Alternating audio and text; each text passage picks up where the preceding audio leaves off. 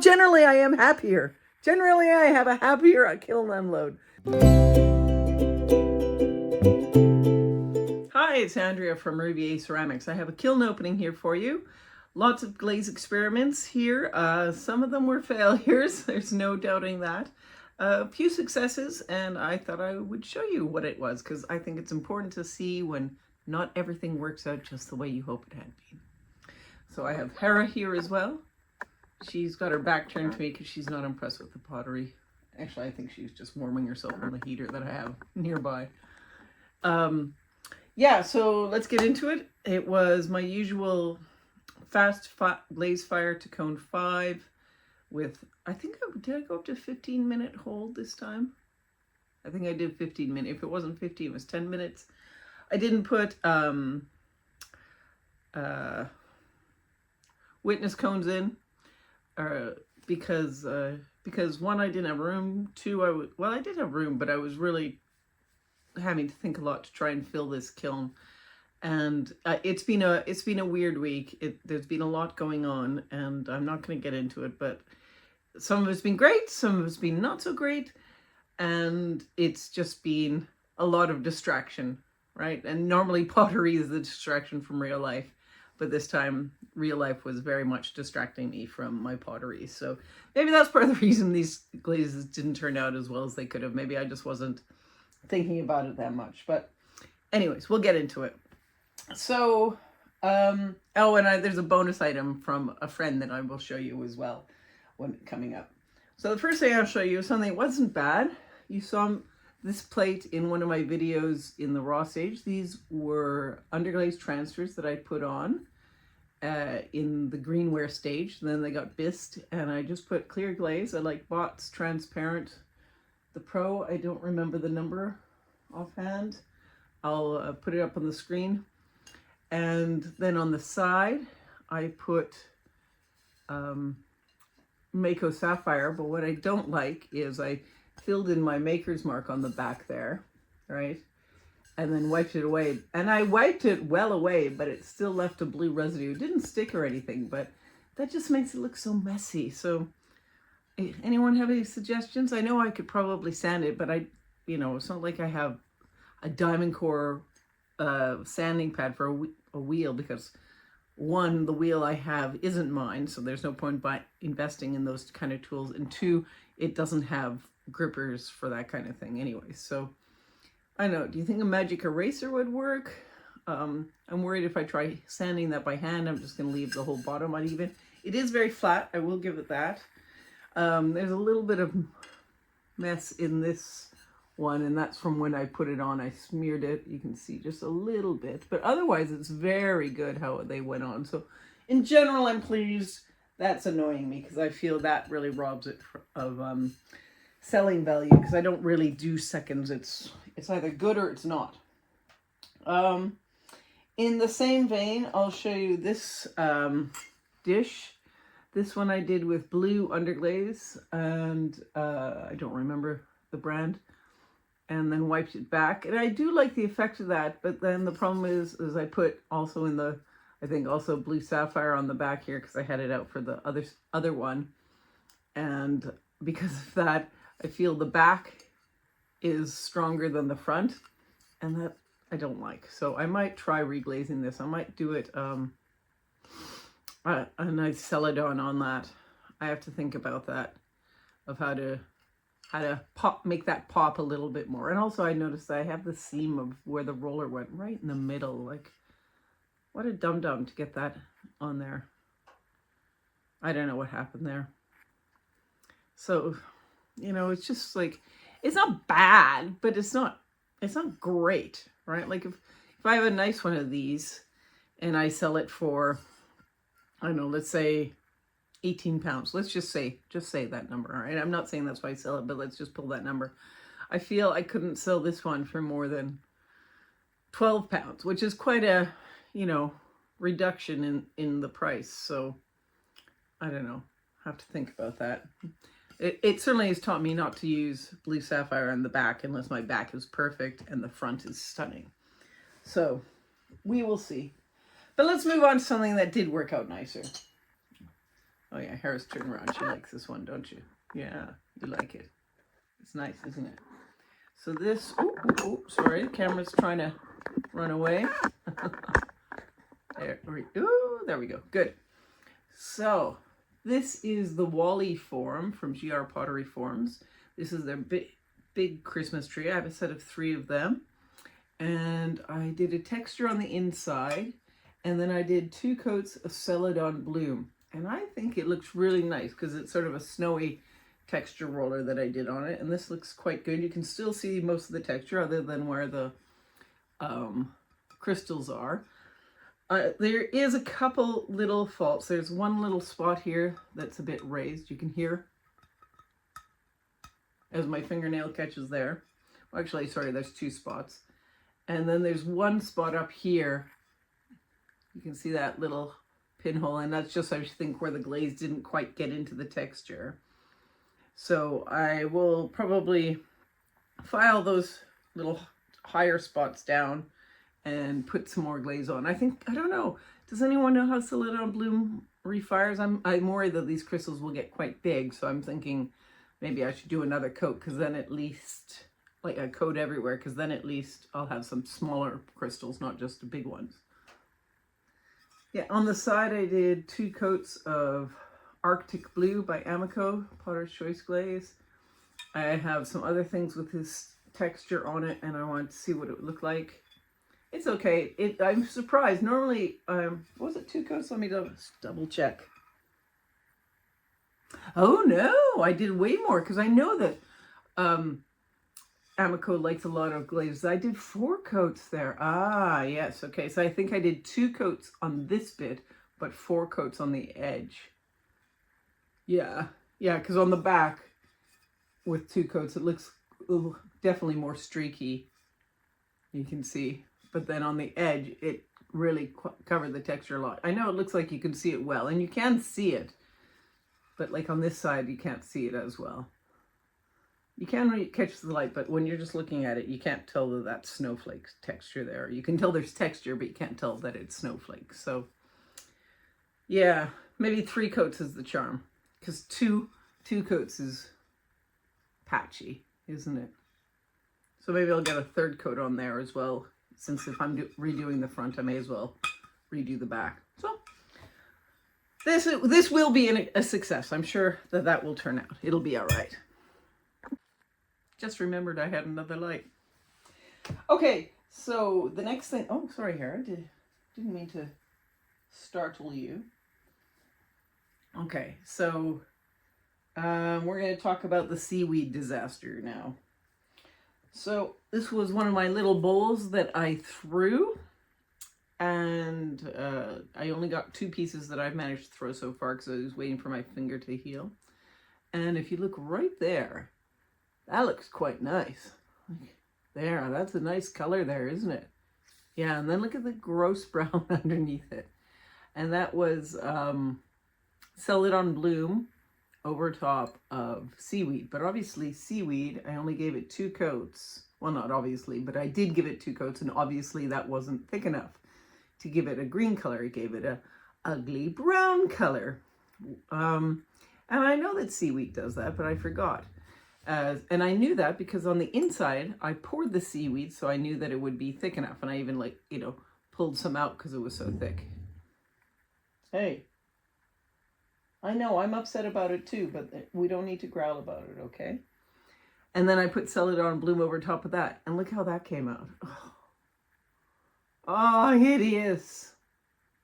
Hideous. So my thinking is, I think what happened is because the seaweed was so thick, the crystals in the Celadon Bloom like really pulled and ran and went right down to the shore, right down to the clay body. I mean, it is covered. All those spots that look bare don't feel bare, like it doesn't feel like raw clay. But oh my God, who wants to eat out of a bowl that looks like it caught the Black Death? It looks like the bottom of a Petri dish experiment. Lovely blue-green color. I do have to give it that. But the rest, not so much. So yeah, I don't even know if that's going to be recoverable. Maybe because if I I don't know what I could do with it. I know. Open to suggestions of how to cover this monstrosity. And also the outside, because that brown's just not going to do. Maybe I'll just put it on another green celadon. I mean, what's the worst that could happen? It doesn't look good? Well, it already doesn't look good, does it? So we'll see. But that was a disappointment, you know, especially since I can't throw very well. And, you know, so I wanted to have a nice object for that fact. It was a lovely, you know, little sauce bowl size, but maybe green wasn't the right color for a sauce bowl anyways. Well, it wasn't going to be green. It was going to be blue-green, like it's really nice turquoise color there. Oh, well. Yeah, that was a disappointment because I had the little mini mushroom and the color on that was so good with the celadon bloom over the seaweed. But that bowl, not nearly as good. Okay. Was that seaweed on that? Let me just double check because we're going to go through the seaweed disasters. Stick with me here. I'm just looking through. This is how I keep track of everything I make and glaze. So if I make something, I wrote it in all capitals and what it was. And then if I glaze something, I put a little cloud bubble around what the object it was and then just put how I glazed it. So Christmas tree, yes. What did I do? Okay, so no, this wasn't seaweed, but it was definitely a disaster. It was dark green by Amico, and it has a lot to answer for here. Holy crow, don't use dark green on if there's no texture because it's just ugly. So what I had done, I had purposefully done these splotches because I did want to add a little bit of interest. So that was my first coat, and it went on really thick. And then I put on another coat, just one, and maybe I meant to put something else on top. Maybe I meant to put seaweed, but I ended up just being 2 coats. And clearly, 2 coats is not enough, is it? Okay, the top here was Pazzler Gold, and it ran, but it doesn't look bad. But that's probably because there's no glaze for it to be over top, and that's why it doesn't look bad, is because it's just on its own running. But it did run. I didn't have it past that star, and it clearly went beyond it. So a bit annoying. Oh, hang on. My lights just stopped. I'll stop you and get it back. Okay, there it's back. There was just a little sprig mold I had done. Put a little underglaze, red underglaze. I'd done black underglaze and wiped it back and then just clear over top. But I may as well have put dark green for how well the dark green came out. Like, oh my God, that's awful, isn't it? And if I do it, if I refire this, that Pazzler Gold's just going to run more and it will be ugly where it goes over it. So, this is disappointing. I might try it just to see what happens, like with the Pazzler Gold, and see how much it runs. Oh, this is just so hideous. That was probably the worst thing.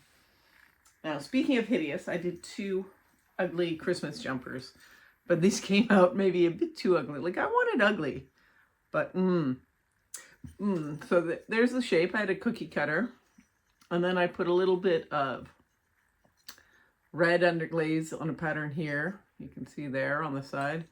And I put a little bit of dark green underglaze on a pattern here. And I thought, well, let's make this properly ugly. Let's put just then green right over top. So I wanted to try the seaweed, so I did the seaweed. But I didn't want it to cover the colors too much. I wanted it to be ugly showing through with a green around it. But I only put 2 coats on. And what happens when we only put 2 coats of seaweed on? It turns brown.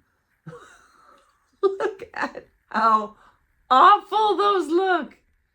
You can see the red coming through there and some of the green. It's actually turned kind of blue, but oh, that green.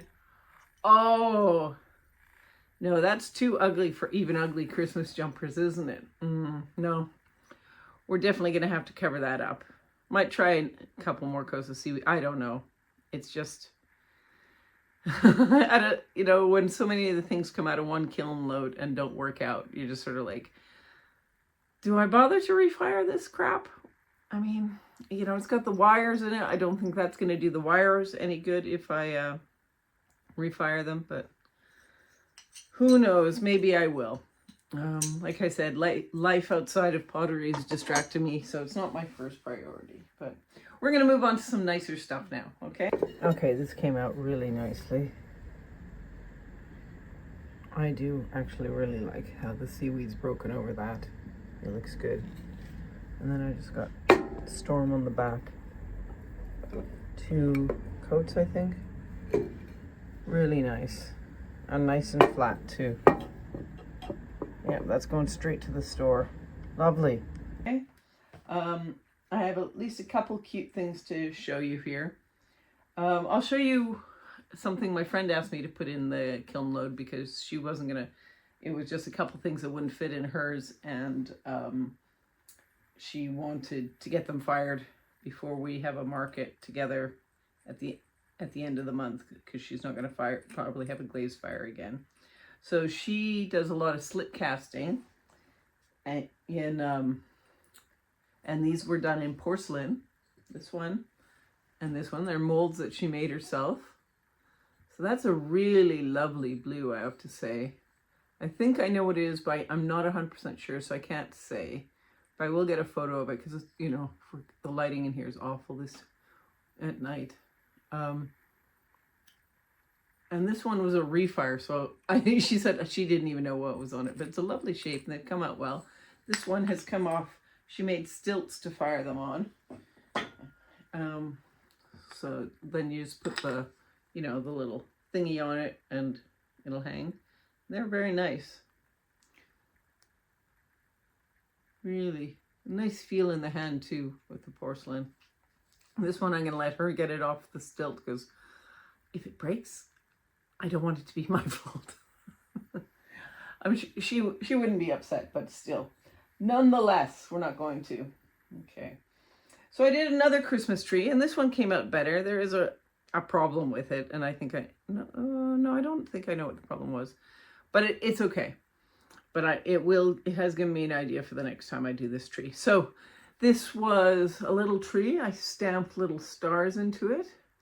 And then once it was bisqued, I put green underglaze, dark green underglaze on it. And then I put, I think, 2 coats of wasabi over it. And I think it looks really cute. Except for the fact, where is it? Right there. Can you see it? Oh, can you see it there?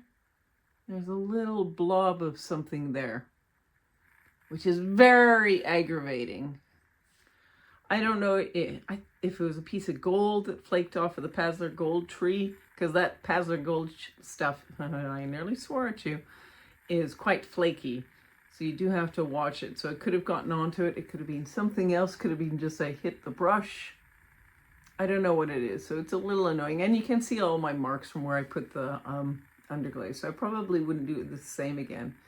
But I do like how the wasabi has filled in the texture here. I mean, Celadon being Celadon, isn't it? It's working well on texture. So I might just try a similar tree like this, but without the effort of underglazing around the stars. I might just go for a straight Celadon on that again. So it was an experiment, but like I said, late in October, and I said in my previous video, late October, early November is not when to be experimenting with Christmas items to sell. So it is stressing me out a little that none of these, or very few of these, worked out. One that did work out, but I will refire as well, was this cute little dish, which you would have seen in my Monday makes as well. I had done that tree in slip in the greenware stage, and I think it looks great. And I put 2 coats of wasabi over it, and it's very sweet, nice and light, which I always like. But it's a bit streaky, and I would live with that, except for the fact I forgot there was also texture on the outside of this, and I think it looks a little bit plain. So I don't know, I might put some white on the outside of this. I don't want to cover the texture, but just something to jazz it up a little. And I won't make the mistake of doing the blue to overpower the front. But this looks really cute, doesn't it? That tree took me no time to make, really. And it looks really, really quite nice, actually. I wanted to jazz it up more, but again, I didn't have the I didn't have the thinking power or creative time to think of how to jazz it up more. So if you have an idea of like how to add more colors or something to make it, look like maybe it has lights on it or something, that would be cool. Let me know. Let me know your thoughts in the comments, because I could do with some ideas at this stage. Last thing for this kiln load was also experiment. It was a little dish I made with an imprint of a llama on it, and I will show it to you in a minute. And just as I was finishing it up, I had my camera above while I was filming it, and I knocked the camera off and I knocked it into the head, and I was so mad. It didn't ruin it, but it's made it a bit of a lump, so I can't do it. So I used it as an experiment for some colors, and what I did is I filled in the underglaze on this, or I filled in the impression with underglaze, and then wiped them all back in different colors just to see how these different colors would look. And it's quite cute, actually. Yeah, and it's just got a little edge on it. It was a scrap piece of clay that I put it on. Isn't he sweet? Or she? I haven't decided. Yeah, but like the edge is really rough. It was just for me to play with. Or that might even be where I'd done some damage to it as well when the phone fell. I don't know. You can see his brain's been bashed in there. But he's looking still pretty happy. Yeah. His frontal lobotomy hasn't done him much harm. And I love his cute little hooves. So it was just a bunch of different underglaze. I think most of them were Mako fundamentals or other ones. But yeah, he's cute. So I might try doing some more like that for trays, because they shouldn't take too long to make, other than obviously the filling in and then wiping back takes a little bit of time, and then with clear glaze over top. But yeah, that's probably my favorite piece, although I do really like how this came out. And I had been a bit worried about this foot, because in the drying stage it warped a little, and it was bowed like that, so, and this end was coming down. But then when I bisted it, I put a little wad under there. I put it in the hottest part of my kiln, and I put it flat with a little wad under there so that wouldn't droop down anymore. And then again, when I glazed it, I put in the hottest part of my kiln, and now it's super flat. So I was really happy that worked out. Hopefully another refire won't make it worse, hey? Anyways, yeah, that's the kiln load. I have a bunch more biscuit pieces. I have more pieces here drying on the shelves up there.